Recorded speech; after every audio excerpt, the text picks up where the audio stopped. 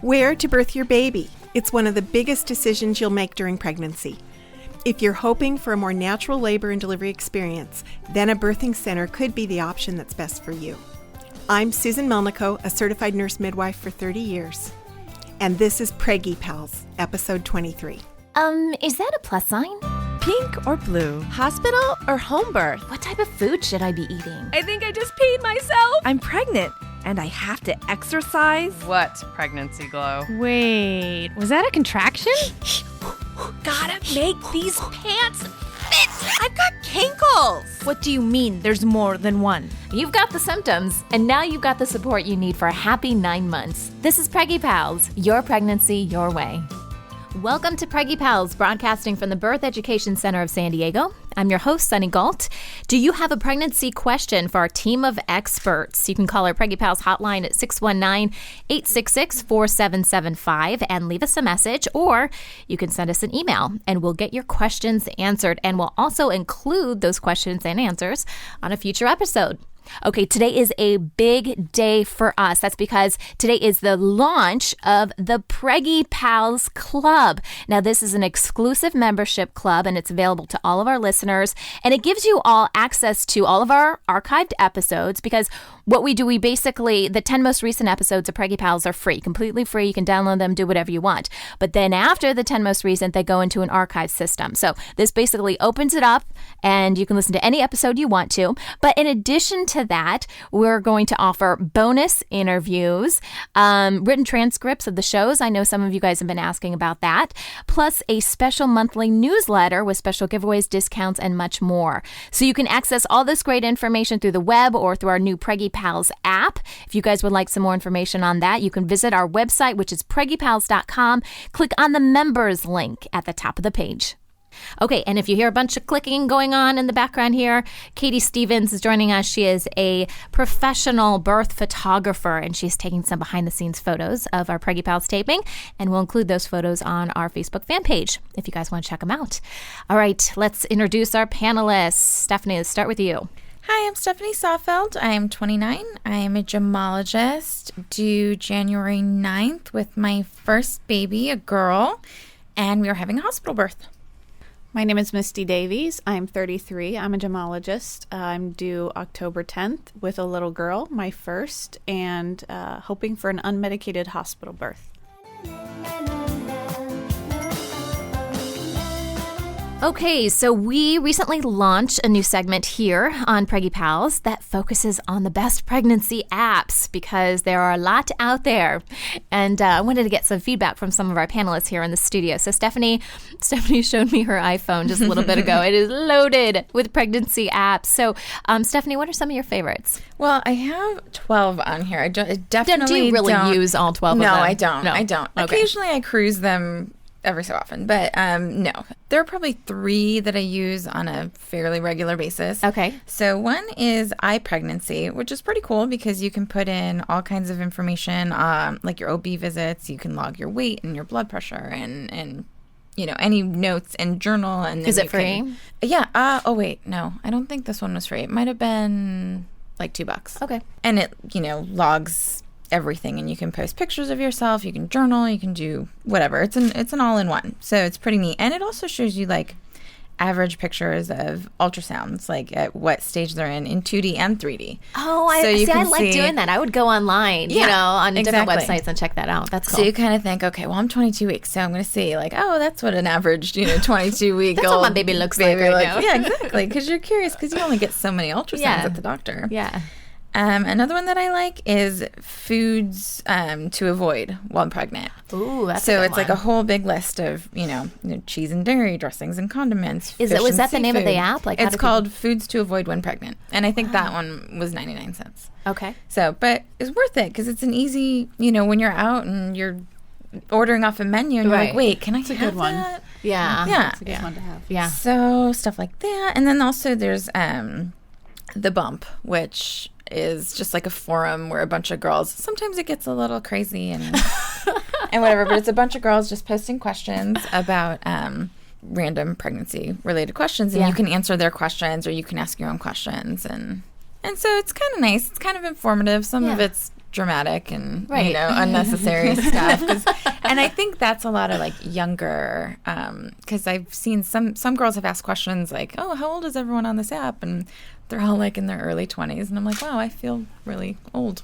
And like there's like no one that's like in their later 20s or 30s. right. But Oh, it's kind I of guess funny for apps drama are now for young occasionally. kids. Those young kids. Those crazy kids. But yeah, so those I use fairly regularly. Well, good. Well, thank you for sharing that with us. Don't forget, Preggy Pals now has a free app. It's available in the Amazon and iTunes marketplace.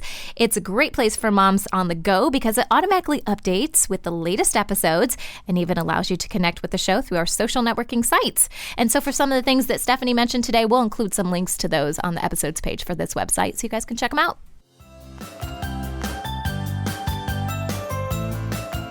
Today, we're learning all about birthing centers and how it can be a great alternative to the traditional way of giving birth at a hospital. Susan Melnico is a certified nurse midwife who's delivered many babies at birthing centers, including Best Start Birthing Center here in San Diego. Welcome to the show, Susan. Thank you. I'm glad to be here. So, what exactly is a birthing center? People listening to this going, what are they talking about? Well, there are birthing centers that are inside hospitals, and then there are other birthing centers that are standalone out of hospital birthing centers, which is what Best Start is here in San Diego. And it's a place where we provide comprehensive care. So a woman can come and get all of her prenatal care, see the midwives, and then do her classes there and plan on birthing there. And then we provide all of the postpartum care as well. So you would go to a birth center even for your prenatal care, where yes, you might definitely. go to a typical OB. Wow. Definitely. Okay. Yeah. As midwives, we provide, full scope, comprehensive care so that a woman really gets to know who's going to be with her at the time of her birth and get comfortable with being in the facility where she'll be birthing. So the care that they are going to be receiving is from a certified nurse midwife, which is what you are. Correct. Okay. And I think we should probably explain the difference between a midwife and what an OB is. So can you kind of give us Certainly. an overview? Well, there's a couple of different kinds of midwives. Okay. I am a certified nurse midwife, which means I was a registered nurse before I went into midwifery. Okay. And then I went back to graduate school with a master's degree to become a midwife. And usually the programs are about 2 years in length. We learn how to be specialists in normal birth and how to identify when something is not normal. What's normal birth? Okay, normal pregnancy. Okay. When mom is healthy. Okay, got it. No high blood pressure, no kidney problems, no heart problems. When mom is healthy, and then we know how to identify if there is a problem that comes up Okay. so that we can work with the system and get the appropriate care. Okay. How are midwives assigned to, do you call them patients? Women that come in? We actually call them clients. Clients. Okay. How are they We assigned? do work as a group. Okay. So that is the one thing. We don't guarantee which midwife it will be unless the client and the midwife agree that she's going to be available. But there are 5 of us right now. We work together as a team and we take call. And that's the way that we have been able to do this and keep it sustainable. Yeah. I did home birth when I first became a midwife for about 7 years, and it really, really takes its toll on your family and your personal life. You don't have one. Yeah. So this is a compromise. Yeah. But we find that it works really well, and women have the opportunity to meet all 5 of us. I was going to say that was going to be my follow-up. Yeah. They have the opportunity to meet all 5 of us so that it's not a stranger that's going to be with them. Okay. And we all have the same philosophy, similar skills. The only difference is our personality. Okay. And it's really interesting. If it's really important to a woman to have a specific midwife, oftentimes, she may talk to us and say that, and we give her our call schedule. And I don't know how many times over my career women have gone into labor when I'm available if they really wanted me. It's interesting. It's Their really body fascinating. knows. They're like, Yeah. wait, Susan's not on call yet. Right. Okay, now I can go into labor. But it really hasn't been a problem for the clients that we have. Okay. So if you start out with a particular client, so they come into labor and it's your call, do you stay then the entire It depends. Sometimes, we take 24 hours of call. Okay. So we try to avoid a woman having to have more than one midwife by doing 24. But it depends on how our 24 hours has gone. If we've been up and busy and we were up the night before and now we've gone through a full night, then when our time is done, we're really glad to see the other midwife, and probably it's better to have the other midwife because we're not at our top. That's true. So that's how we look at it, and I think it works really well that way. Okay. Now, why would someone choose to give birth at a birthing center over a hospital? What are some of the common reasons? For women who are having a subsequent baby, a lot of times they really weren't happy with their first experience. Okay. And they're looking for some alternative way where they feel it will be a more satisfying experience for them. And we're finding that a lot of first-time moms now are coming oftentimes because they're afraid of what's going to happen at the hospital. There's a lot of films out there now, like The Business of Being Born, and a lot of people have been watching this, and they're kind of coming as a way to avoid what they're afraid of at the hospital. Sometimes that's a good reason, and sometimes we talk about how, it's good to go and explore the hospital and really make an educated choice. Yeah. An educated choice on what's really going to be good for them. Okay. It's my belief system that it's not one size fits all, that there should be alternatives of hospital, birth center, and home for women, and that women need to seek wherever they're going to feel the most comfortable. Okay. Have you ladies considered giving birth at a birthing center, or what was that process like for you? I would have liked to, had I really thought a little further in advance as far as my care. I have my OB and, I have an HMO insurance, and then you kind of think, okay, well, I'm kind of stuck. Like, got these two hospitals that I can choose from. Yeah. And I mean, my preference, it would have been a birth center, but next time I'll plan a little bit better. I didn't mean to shame you. No, because it is something that I really wish that I had investigated earlier prior to getting pregnant. Right. So. I think that brings up a problem with our healthcare system. Yeah, It does. That, women are dependent on what their insurance will provide. Right. It is, of course. And we're so limited, especially, we work together, Misty and I, so, we have the same insurance. We basically, we're kind of pigeonholed into this little Yeah, I was going to say, two I thought options. exactly the same as Stephanie. And then I also thought, well, what if there's a complication? Yeah. That's a scary thought, too. Well, one of the things that we do at Best Start and most birth centers do is we try to be a part of the healthcare system and not totally separate from it.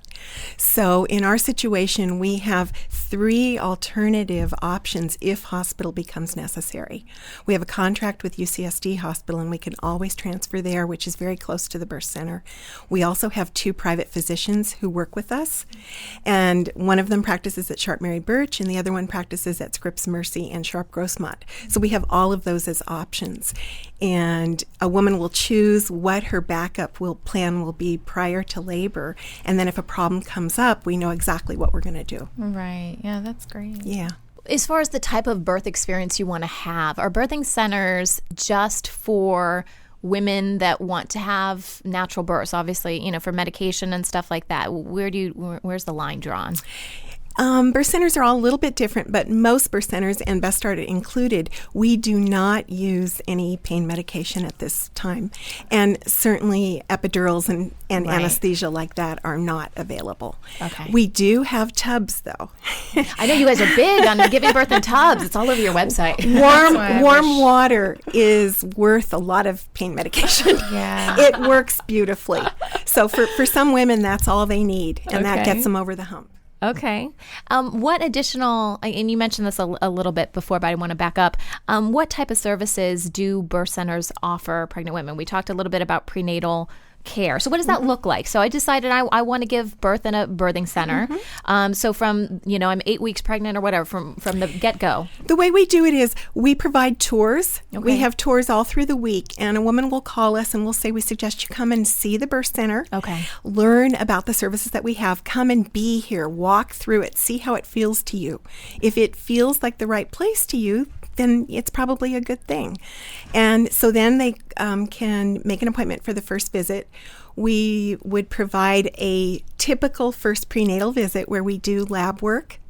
We give lots and lots of information and education about diet, exercise, and kind of what the standard prenatal care will look like. Okay. And then a woman will come on a regular basis throughout the pregnancy, very similar to what physicians do. Okay. Once a month at the beginning of the pregnancy, every 2 weeks in the middle, and every week at the end. Okay.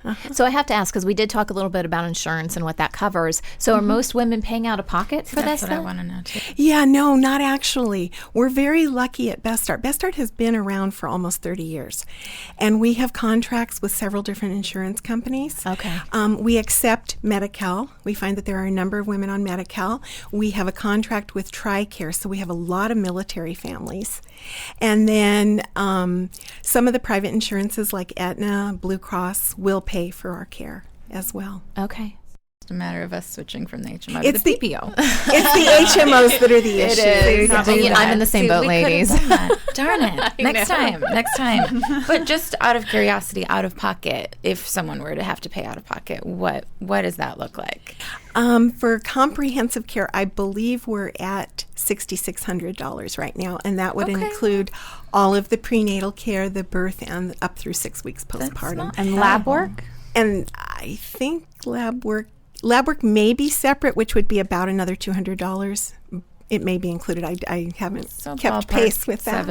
Seven-ish. Now, should transfer to the hospital become necessary, that's separate. Yeah. Okay. But if you're covered by your insurance will always cover that. Right. All right, when we come back, we're going to find out exactly what kind of experience you can expect at a birthing center throughout your labor and delivery. We'll be right back.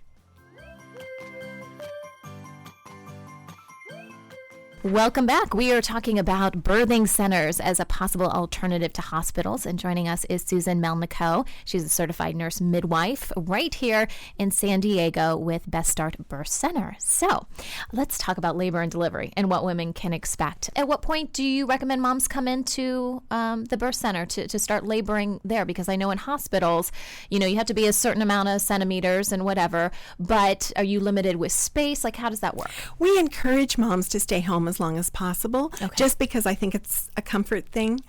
I think moms do well at home.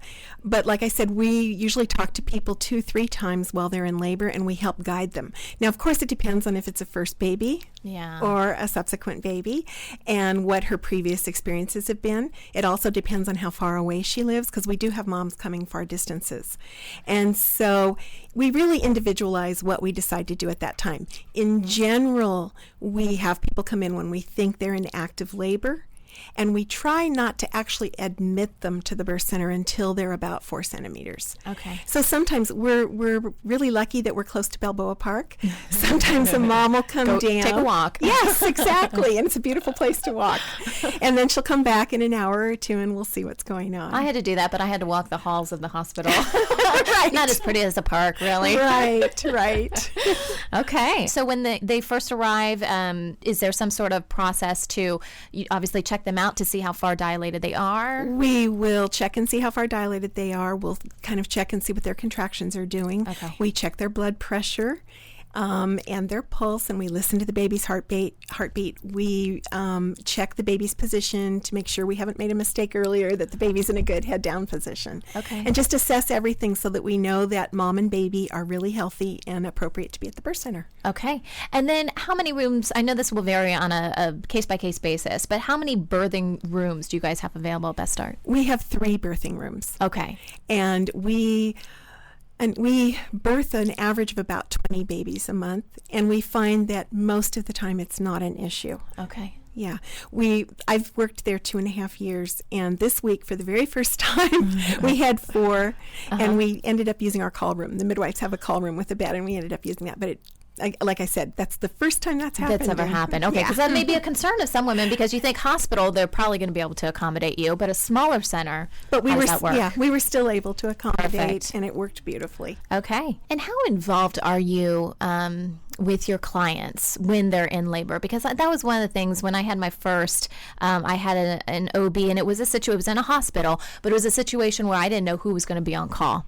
But with OBs, you're primarily taken care of by your nurse, okay? And then they just kind of come in for the grand finale, It's the opposite. We practice Okay. the opposite. When a mom calls in labor, she talks directly to the midwife that's on call, and usually I talk to people 2 or 3 times before it's time for them to come into the birth center. Okay. When we decide it's time for her to come in, I'm the one that meets her. The midwife provides all the direct care. We do all of what a nurse would do in the hospital.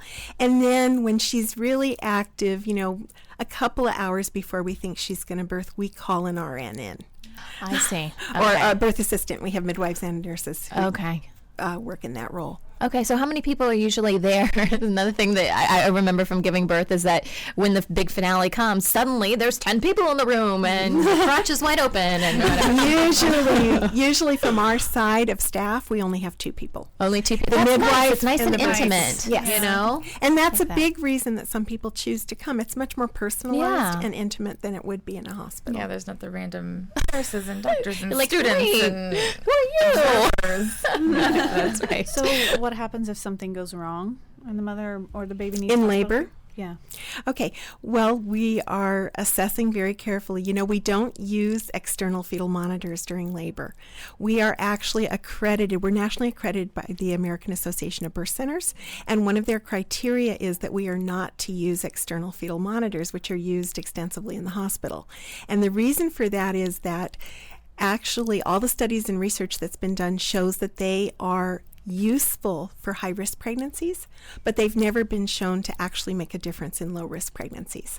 So rather than using that, we use intermittent auscultation, we call it. We're listening to the baby's heart rate every 20 minutes. And then as the labor progresses, we listen more frequently, up to every 5 minutes when the mom is pushing. But through that, we're evaluating whether or not we think the baby is doing well. So one of the things that can happen is if we are listening to the baby's heartbeat and we're concerned, we may say, you know what, we think we need to go to the hospital because that's going to be a better place for your baby. Or if the mom's blood pressure starts to go up, that's another thing that can occur. So then we would talk with the mom and her family and say, you know what, we really think that probably transferring to the hospital is a better scenario. Generally, our transfers are not emergency transfers, and we go in a car to the hospital. We contact the hospital and the physician that we've decided to work with, make sure that they have room and that they're expecting us. We make copies of everything that's gone on, and then we go over to the hospital. Obviously, if we have an emergency situation, we call 911. We do use but it's very seldom that we have a transfer like that. Okay. I was going to say, how many times does that usually happen?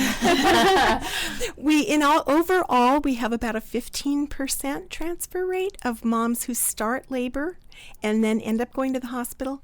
And the bulk of that is a mom who actually looks at us and says, I want an epidural. It's not because there's an issue. Right. Yeah. And what kind of number should we be looking for? I mean, is that a pretty average number for birth centers? I think for a birth center that probably is. There may be some birth centers that have a lower rate, but we're pretty busy. We take care of a lot of women. Sure. So. Okay. Now, assuming that a mother is able to give birth at the birth center and isn't transferred, what happens after the baby's born? How long can they stay there, and what kind of care do they receive? That's another thing that's very, very different because it's a much shorter stay than it would be at the hospital. We take care of the birth. We're prepared if the mom has had little tears, we prepared to stitch it. We're checking the mom's blood pressure and pulse, the amount of bleeding she's having, and we're doing that very frequently for the first hours after birth. The midwives are trained to do physical exams on the newborn, so we do a full physical exam on the newborn. We're doing the vital signs to see what the heart rate is and the respirations of the baby. And in general, we have a policy that the minimal stay is 4 hours.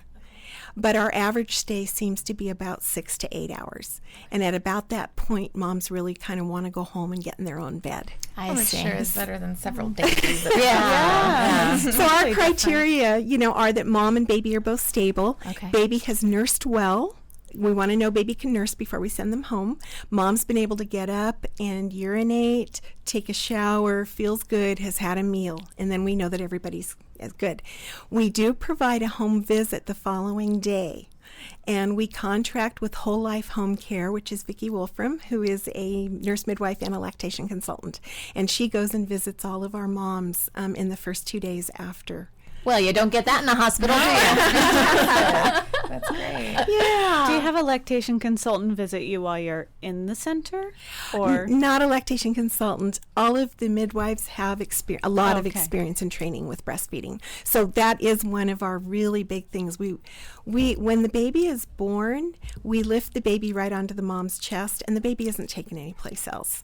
And I firmly believe that that makes a huge difference on how the baby gets going with the breastfeeding. If there isn't a lot of disruption, we usually don't even weigh the baby for the first several hours. It's one of the last things we do, because we want, when baby settles in on mom's chest, they really get ready to nurse. And we usually get them nursing within about 20 to 30 minutes. And we don't disrupt them until we know that there's been really good nursing experience going on. That's great. What are some of the questions that we should be asking birthing centers in our area to determine if it's a good fit? Obviously, we want to go in and we want to explore that. But I know a lot of women are concerned about like what their stats are for different things. Yeah, no, I think it's important to know how long a center has been around and what the experience is of the midwives who staff it, how much experience and what their training is, and then what the transfer rate is. To a hospital. To a if they hospital. have to go to a hospital. Okay. Right. And what the reasons are for the transfer rate. And what the affiliations are. Are they affiliated with the hospital so that it'll be an easy, transfer? Are they affiliated with physicians? And, just explore those kinds of things so that you know that it's all covered. All right. Well, thank you, Susan, for sharing your wisdom, your knowledge with us today. We really appreciate it. Of course, we'd love to learn about your experience giving birth at a birthing center, or if you have additional questions for us about today's topic, let us know, and we'll contact Susan and see if she can answer some of those questions for you. You can also share your experience on our Facebook page or leave a message in the comments section for this episode on our website.